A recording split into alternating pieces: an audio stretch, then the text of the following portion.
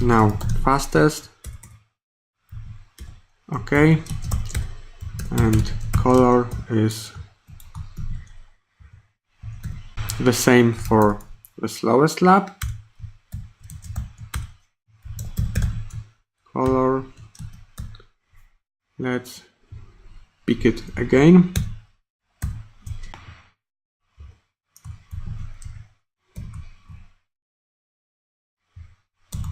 These styles will be applied conditionally to the lap component if the corresponding property is true. First, I extract the lap style into its own constant, so const lap style is equal to styles lap, and I put it here. And now I apply the conditional logic, so fastest and styles fastest, the same for the slowest, so slowest and styles slowest. If the fastest property is true, this whole line will be evaluated to styles fastest style, and the green color will be applied. The same holds for the slowest. If it is false, this will be evaluated to false and it will be ignored by React Native. The lap component is completed. Now we need to modify the laps table and find the slowest and the fastest lap. I start by extracting all the lap but the first one. So const finished laps is equal to laps slice 1. We do this because we don't want to mark the current lap as the fastest one or the slowest. It will only mark the completed laps. I set the initial values for min and max. So min is set to max integer number in JavaScript, which is max safe integer, to ensure that at least one min lap will be found. The same way, max is set to the minimum number in JavaScript, so number min safe integer. We look for the slowest and fastest laps if there are at least 2 finished laps. So if finished laps length is greater or equal than 2. And now I iterate through all the finished laps. So for each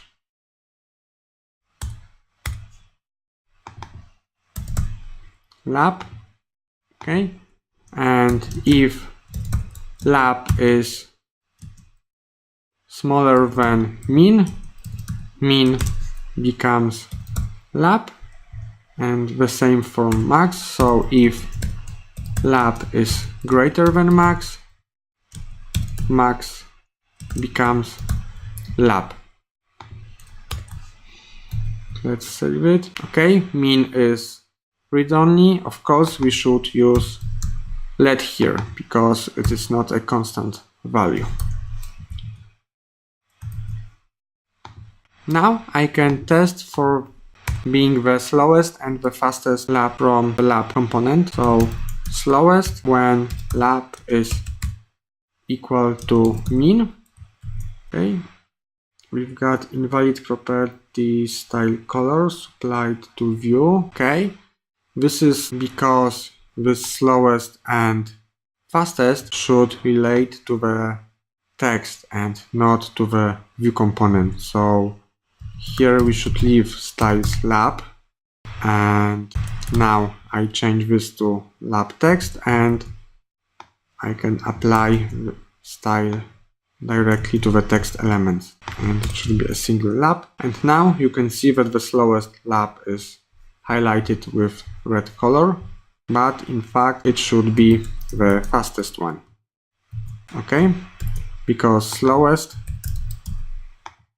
lap is when the lap is equal to the max value. Okay, Now our labs table is completed.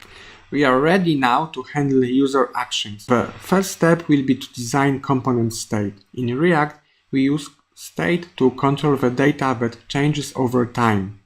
It is important to identify which components own that data. Usually, it is the top-level component that passes the data to its children components as props.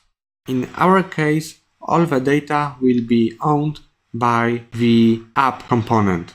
I start by migrating the data model into app component state.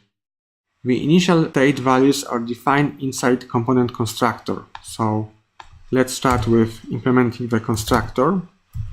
Constructor props. First, I call superclass constructor, and now I initialize the state. For this, I will just copy the values from our data model, and I will remove it because it's no longer needed. So data is not found because we need to switch to the state. Let's extract timer and labs from the state. Equals this state, and use them directly here. What should happen when the start button is pressed? The stopwatch starts measuring the time.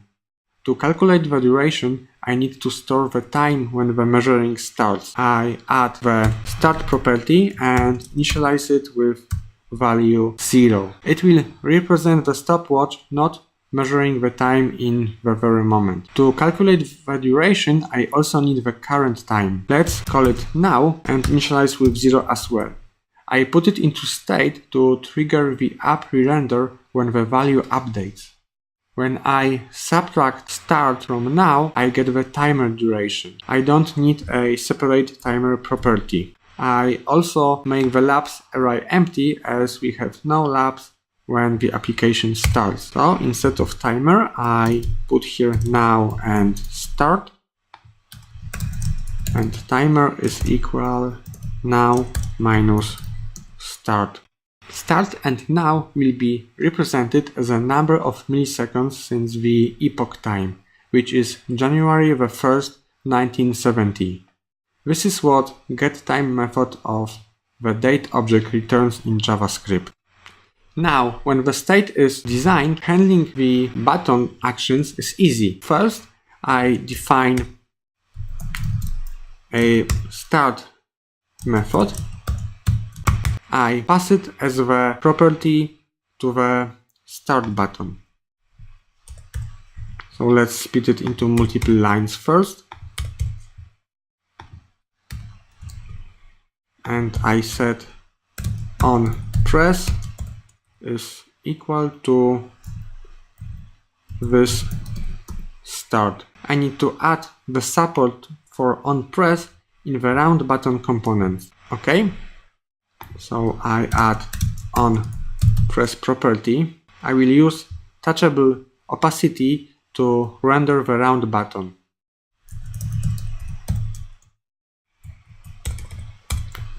So touchable opacity, I need to add it here and import it as well.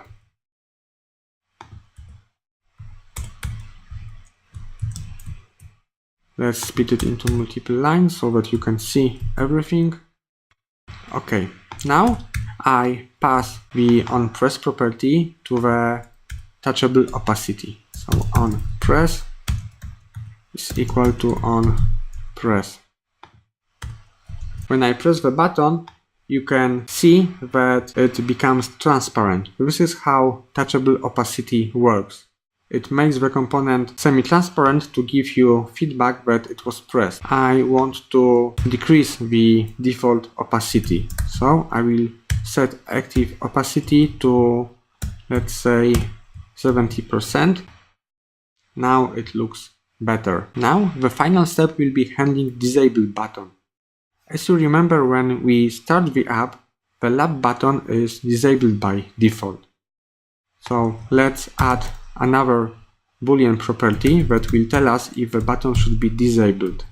Okay, and if it is, I don't want it to change the opacity, so it will remain 1, otherwise it's 0.7.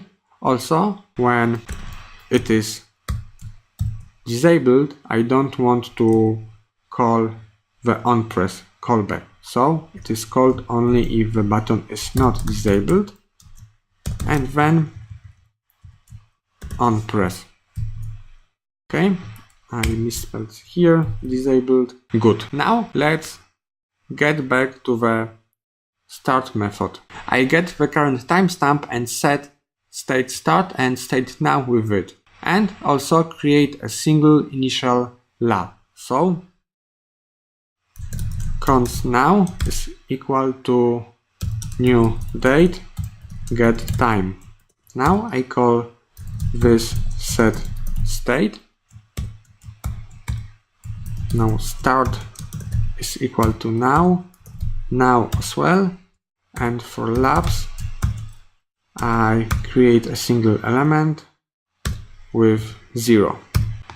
When I press the start, the lab is added, but the timer is not changing. This is because I need to set the timer that will update the now state property on a continuous basis. I will use set interval function for that.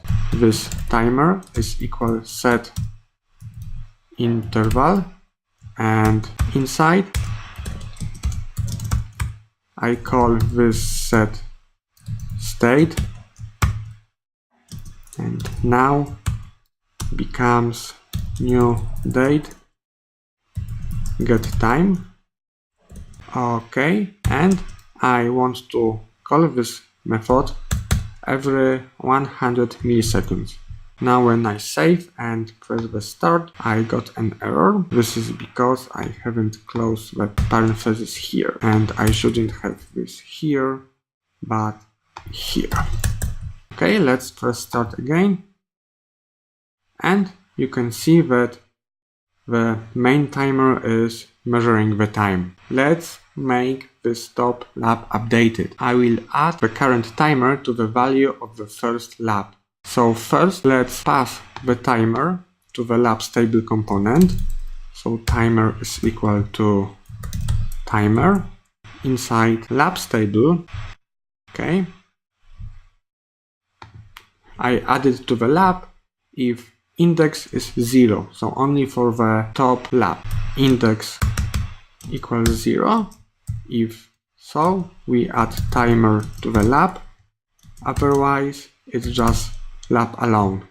I need to add the timer here as well. I save it, and now the lab changes the same way as the main timer. Now you can notice two things. First, that the timer and the lab jumps left and right.